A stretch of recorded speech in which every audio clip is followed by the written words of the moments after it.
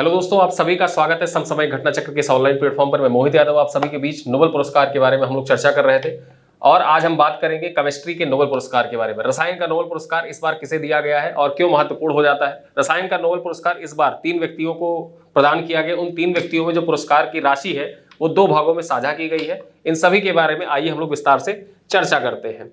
तो royal Swedish academy of science Stockholm ने रसायन विज्ञान 2024 के नोबेल पुरस्कार के लिए डेविड बेकर, डेमिस हैसाविस और जॉन एम जम्पर को चुना है। 3 लोगों को चुना है। क्या क्या नाम है? ये है डेविड बेकर, ठीक, डेविड बेकर जी है, वहीं पे डेमिस हैसाविस है और ये जॉन एम जम्पर है। 3 लोगों को चुना गया है और इस बार जो पुरस्कार की राशि है वो 2 भागों में डिवाइड की जाएगी।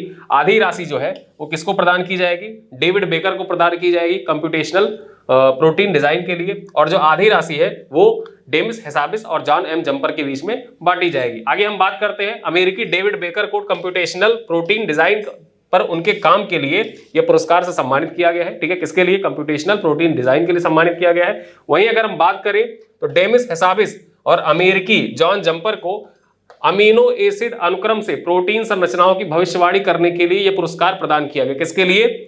अमीनो एसिड अनुक्रम से प्रोटीन संरचनाओं की भविष्यवाणी करने के लिए डेमिस हैसाविस और जॉन एम जम्पर को सम्मानित किया गया है। 11 मिलियन क्रोनर की नगद पुरस्कार 3 विजेताओं के बीच में साझा किया जाएगा। यह पुरस्कार का आधा हिस्सा डेविड बेकर को और दूसरा आधा हिस्सा डेमिस हैसाविस और जॉन एम जम्पर के बीच में समान रूप से साझा किया जाएगा। यह पुरस्कार 10 दिसंबर 2024 को, जिस दिन अल्फ्रेड नोबेल की पुण्यतिथि होती है, उस दिन यह पुरस्कार प्रदान किया जाएगा स्टॉकहोम, स्वीडन में। ठीक है, नोबेल पुरस्कार नोबेल फाउंडेशन के द्वारा भौतिकी, रसायन विज्ञान, शरीर विज्ञान या चिकित्सा, जिसको आप फिजियोलॉजी कहते हैं, वहीं पे साहित्य, शांति और अर्थशास्त्र के क्षेत्र में प्रदान किया जाता है।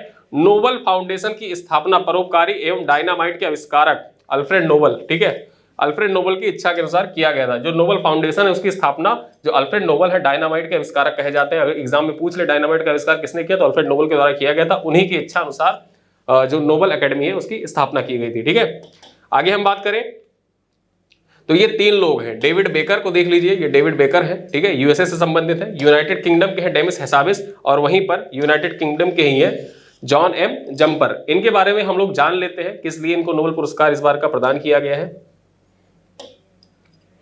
तीनों नोबेल पुरस्कार विजेता वैज्ञानिकों के कार्य के बारे में जान लेते हैं। ठीक है, कार्य किस कार्य के लिए प्रदान किया गया है? तो एमिनो एसिड से बने प्रोटीन मनुष्य में सभी रासायनिक प्रतिक्रियाओं को नियंत्रित करते हैं और संचालित करते हैं। ठीक है, वे हार्मोन, संकेतक पदार्थ, एंटीबॉडी और विभिन्न ऊतकों के निर्माण खंड के रूप में भी कार्य करते हैं। जो अमीनो एसिड होते हैं वो मानव शरीर में हार्मोन, संकेतक पदार्थ, एंटीबॉडी, विभिन्न ऊतकों के निर्माण खंड के रूप में कार्य करते हैं। वहीं अगर हम देखें तो प्रोटीन में आमतौर पर 20 विभिन्न प्रकार के अमीनो एसिड होते हैं जिन्हें जीवन निर्माण ब्लॉक कहा जाता है। क्या कहा जाता है? जीवन निर्माण ब्लॉक कहा जाता है। जो अमीनो एसिड में 20 विभिन्न प्रकार के जो प्रोटीन होते हैं उनमें जो 20 विभिन्न प्रकार के अमीनो एसिड होते हैं उनको जीवन निर्माण ब्लॉक कहा जाता है।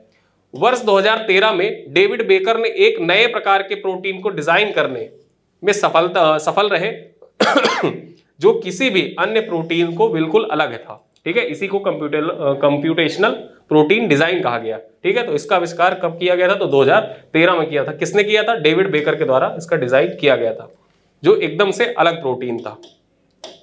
आगे देखें तो वर्ष 2020 में डेमिस हैसाविस और जॉन एम जम्पर ने अल्फा फोल्ड 2 नामक एक एआई यानी कि कृत्रिम बुद्धिमत्ता मॉडल विकसित किया जो मनुष्य को ज्ञात लगभग सभी 200 मिलियन प्रोटीन संरचनाओं के बारे में जानकारी देता है। ठीक, जो मनुष्य में ज्ञात अभी तक 200 मिलियन प्रोटीन संरचनाएं हैं उनके बारे में जानकारी, ये जो एआई मॉडल था इसका नाम याद रखना अल्फा फोल्ड 2। अल्फा फोल्ड 2 जो एआई मॉडल था इसके द्वारा जो मनुष्य में 200 मिलियन प्रोटीन संरचनाएं हैं उनके बारे में जानकारी प्राप्त होती है। इन तीनों वैज्ञानिकों के काम के लिए कई वैज्ञानिक अनुप्रयोग किए गए। जैसे अगर जो जान लिया जाए कौन कौन से इन तीनों वैज्ञानिकों के जो कार्य हैं उनके द्वारा कौन कौन से अनुप्रयोग संभावित हुए, तो एंटीबायोटिक प्रतिरोध की बेहतर समझ में मदद। अगर दूसरी बात करें तो इन एंजाइमों की छवियों का निर्माण जो प्लास्टिक को विघटित कर सकते हैं। ठीक है, तो ऐसे एंजाइम जो प्लास्टिक को विघटित कर सकते हैं उनकी छवियों का निर्माण इनके कार्यों के द्वारा ही संचालित हो सका। आगे हम बात करें भारतीय मूल के कौन से ऐसे व्यक्ति हैं जिनको रसायन पुरस्कार दिया जा चुका है। रसायन का नोबेल पुरस्कार अभी तक दिया गया है। भारतीय या भारतीय मूल के रसायन विज्ञान में नोबेल पुरस्कार विजेता कौन है?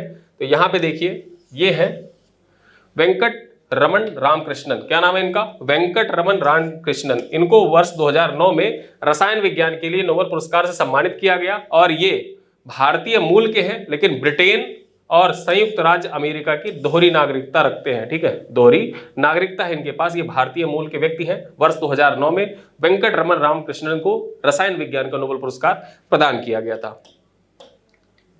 रसायन विज्ञान के नोबेल पुरस्कार के बारे में जान लेते हैं। कुछ महत्वपूर्ण तथ्य जो आपके परीक्षा के दृष्टिकोण से इंपॉर्टेंट है और एग्जाम में पूछे जा सकते हैं। रसायन विज्ञान में नोबेल पुरस्कार नोबेल फाउंडेशन द्वारा 1900 में स्थापित किया गया था और पहली बार 1901 में प्रदान किया गया था। पहली बार कब प्रदान किया गया था? 1901 में प्रदान किया गया था। यह पुरस्कार पाने वाले पहले व्यक्ति नीदरलैंड के जोकोबस हेनरिक्स वॉन टी हाफ, क्या नाम था इनका? नाम आपके परीक्षा के दृष्टिकोण से इंपॉर्टेंट है, मैं पेन चेंज कर लेता फिर आपको बताता हूं।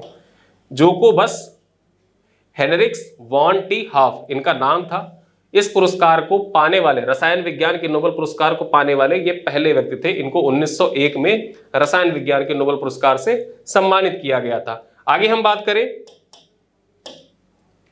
रसायन विज्ञान में नोबेल पुरस्कार 2 बार 2 व्यक्तियों को प्रदान किया गया है। ठीक है, 2 बार ऐसा हुआ है कि रसायन विज्ञान 2 व्यक्तियों को प्रदान किया गया है। ठीक, इंग्लैंड के फ्रेडरिक सेंगर, क्या नाम था? इंग्लैंड के फ्रेडरिक सेंगर को पहली बार 1958 में और दूसरी बार 1980 में इस पुरस्कार से सम्मानित किया गया। और वहीं पे अगर हम बात करें तो संयुक्त राज्य अमेरिका के बैरी शार्पलेस, क्या नाम था? बैरी शार्पलेस को एक बार 1901 में और दूसरी बार 2001 में और दूसरी बार 2022 में इस पुरस्कार से सम्मानित किया गया था। तो यहाँ पे 2 नाम ऐसे हैं जिनको 2-2 बार रसायन के नोबेल पुरस्कार से सम्मानित किया गया है। पहला नाम है फ्रेडरिक सेंगर, इनको 1958 में और दूसरी बार 1980 में। वही अगर जो देखा जाए तो संयुक्त राज्य अमेरिका के बैरी शार्पलेस जो है उनको पहली बार 2001 में और दूसरी बार 2022 में रसायन विज्ञान के नोबेल पुरस्कार से सम्मानित किया गया। वहीं अगर हम बात करें सबसे महत्वपूर्ण तथ्य आपके परीक्षा के दृष्टिकोण से, और ये प्रश्न आपके एग्जाम में आ भी चुका है, पूछा भी जा चुका है। ठीक है, पोलोनियम और रेडियम की खोज के लिए 1911 में रसायन विज्ञान में नोबेल पुरस्कार से सम्मानित होने वाली पहली महिला कौन थी? तो इनका नाम था मैडम मैरी क्यूरी। क्या नाम था? मैडम मैरी क्यूरी जो थी वो नोबेल पुरस्कार से सम्मानित होने वाली पहली महिला थी। ठीक है, नोबेल पुरस्कार प्राप्त करने वाली पहली महिला थी। और इनको नोबेल पुरस्कार किस सन में प्रदान किया गया था? तो याद रखना 1911 में इनको नोबेल पुरस्कार प्रदान किया गया था। और इन्होंने किसकी खोज की थी? एग्जाम में पूछा गया है, एनटीपीसी के एग्जाम में आ चुका है कि पोलोनियम की खोज किसके द्वारा की गई थी। ठीक है, तो पोलोनियम की खोज मैडम मैरी क्यूरी के द्वारा की गई थी। पोलोनियम और रेडियम की खोज के लिए ही इनको 1911 में जो रसायन विज्ञान का नोबेल पुरस्कार है उससे सम्मानित किया गया था। ठीक है, अब इसी स्लाइड पर आधारित एक क्वेश्चन है आपके लिए। क्वेश्चन का उत्तर आपको कमेंट बॉक्स में देना है। प्रश्न है, रसायन विज्ञान के लिए नोबेल पुरस्कार से सम्मानित होने वाली पहली महिला कौन थी? इनका नाम बताना है। Marie Curie, madam Richard Curie, Louise Gluck या विलियम क्यूरी। 4 ऑप्शन है, 4 ऑप्शन में से कौन सा ऑप्शन सही है अभी जस्ट मैंने आपको बताया। इस क्वेश्चन का आंसर आप कमेंट बॉक्स में दीजिएगा। वीडियो अपने दोस्तों के साथ शेयर करिएगा। वीडियो कैसा लगा बताइएगा। और जो हमारा नया इनिशिएटिव स्टार्ट होने वाला है, जो कंपाइलेशन करंट अफेयर है, उन करंट अफेयर का जो सेशन है उसको जरूर अटेंड करिएगा। वीडियो को अपने दोस्तों के साथ शेयर करिएगा। मिलते हैं अगले वीडियो, तब तक के लिए धन्यवाद।